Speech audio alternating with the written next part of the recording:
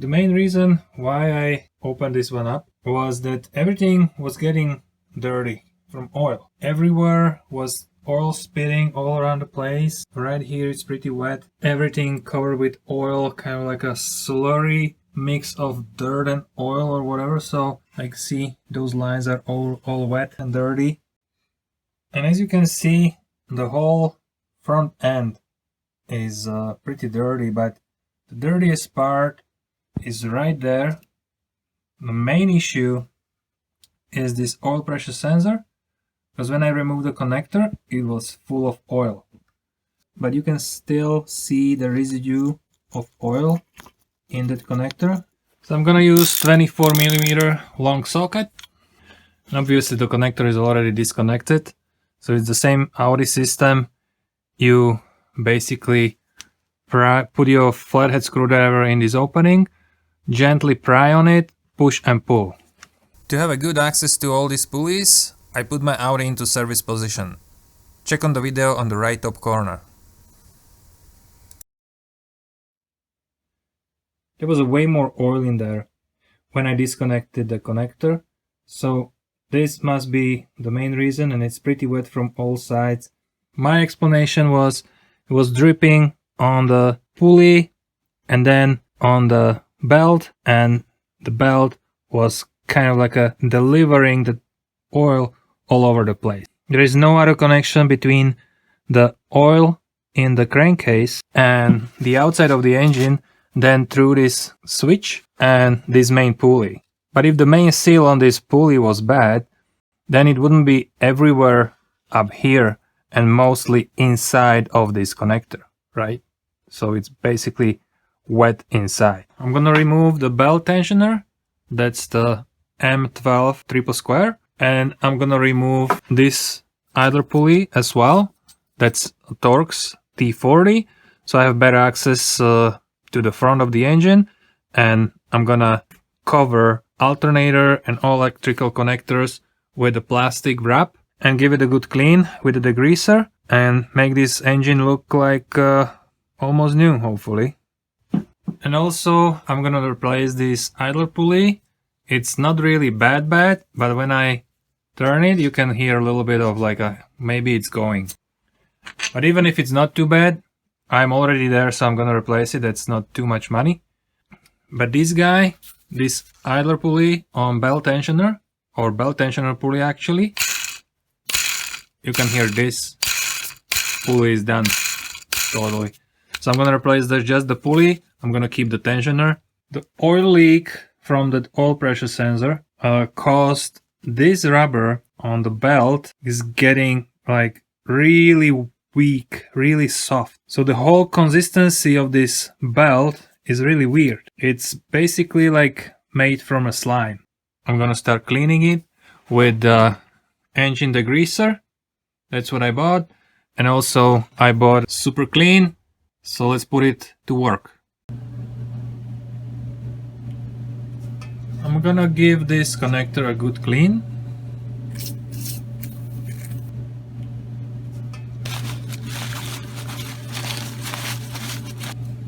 And I will blow everything up with pressurized air. Just for purpose of cleaning, I'm gonna install this oil pressure sensor back in place, so I will not contaminate my oil.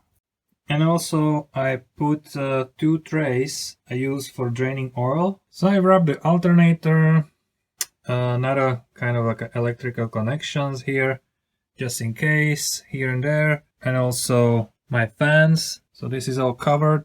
Now I'm ready to apply the engine degreaser and use my brush to make this engine look like normal, if not new. So compared to how it looked like before and now, it's a little difference.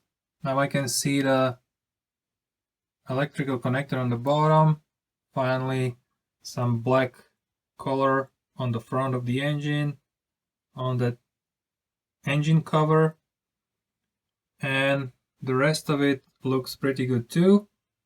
So I'm kind of happy with it. It's not like a brand new, but it's way better.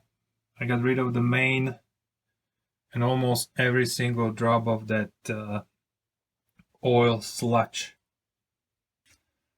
So the belt tensioner is pretty dirty, and also this pulley is pretty loud. So I'm gonna replace this pulley. This is T40 Torx, I believe. I'm gonna remove it and degrease the tensioner.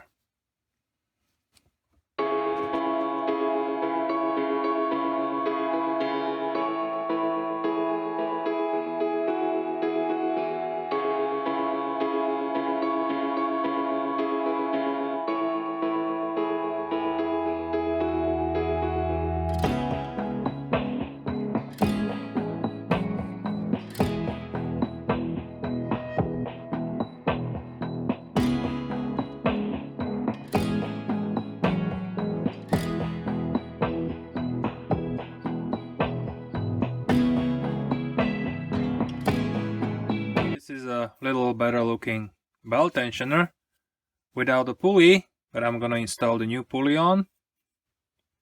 My new belt tensioner pulley is from Napa and is actually Gates pulley. This is the order number 38018. For those guys who wants to know what is the number of the bearing, so the bearing number is 6203. And on that old pulley there is also numbering, so it's 6203 RDDL/2-A. Alright, and it's Turkey, made in Turkey. One difference is that it has a little, like a grooves all around the inner circle of the bearing, and this side is flat. I don't know if you can see it, but that's only one difference between those two belt tensioner pulleys.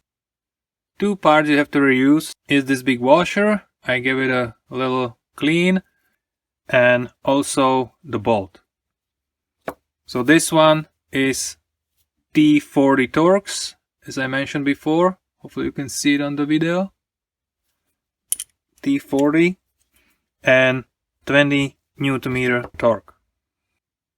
I will hold it against this 16mm kind of like a nut looking end, and then installing the belt tensioner pulley.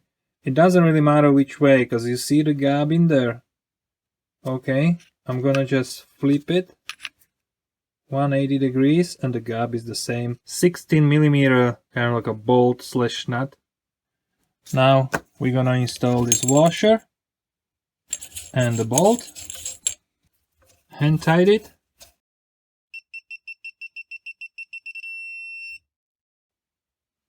For the idler pulley, it's 20 Newton-meter torque by the spec, and it's T40 Torx. I will install idler pulley first, just T40 Torx, just by the hand first, and now 20 Newton-meter torque.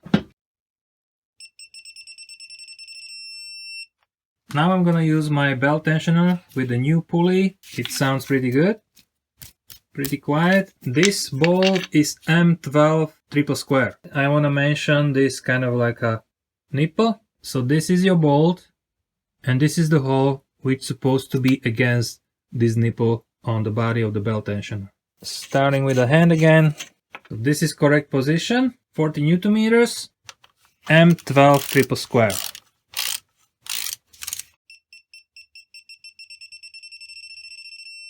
My idler pulley is also from Napa or /Gates. You can see the Gates logo, and the part number is 36331. So I got a brother or sister to my old sensor. It's made by FAE, made in Espanol. This is the order number, but I'm gonna post it down here somewhere. And it's a blue switch, blue oil switch. It has this washer, so the front is the same. Hopefully it's gonna work the same way, because this is not an OEM switch. This one is OEM on the left hand side. This one is aftermarket, but yeah, it's the same switch. And as you can see, this one has little white dot or kind of like a paint in this part of the body, while this one is without it. It's missing. It's not by design that there is a hole. And we are gonna apply 20 Nm torque. And the last thing to do, install the connector back in place. And in this case, it's a 22 mm socket. So not like original 24, but it's 22. And just make sure you hear the click when you install this connector and making sure that it's secured and nice and tight. Now it's time to install my belt. So this is the part number 4060625 or 6PK1590, and it's Continental. When you, let's say, replace the idler pulley and you're gonna put your old belt back on, just keep it in the same direction as you took it out. In my case, it's a brand new belt, so it doesn't matter which way I'm gonna install it. I will start on the idler pulley, go around the AC compressor pulley, then crankshaft pulley, just like that, power steering pulley, and the belt tensioner. So I want to get it back on the alternator pulley, and this is 16 mm bolt or nut-ish. So I'm gonna use a breaker bar to actually press on the pulley, put it under, on top of the alternator, underneath the belt tensioner pulley, just double checking if everything is lined up in all grooves perfectly fine, and now I can release. And I'm sorry I didn't know what happened with the recording of my video at the beginning when I took my belt off. So I'm gonna show you the process on brand new installed belt. This is 16 mm hex head. So 16 mm, you go on it with your breaker bar, ideally breaker bar, you press on it this way, and you take the belt out of those pulleys and slowly release it. I fire the engine up, double check the oil if it's still spitting out of somewhere, but everything looks nice and clean, nice and dry. The change of the blue oil pressure switch solved the problem. I heard they're really prone to fail. I hope you enjoyed this video, so good luck to your project.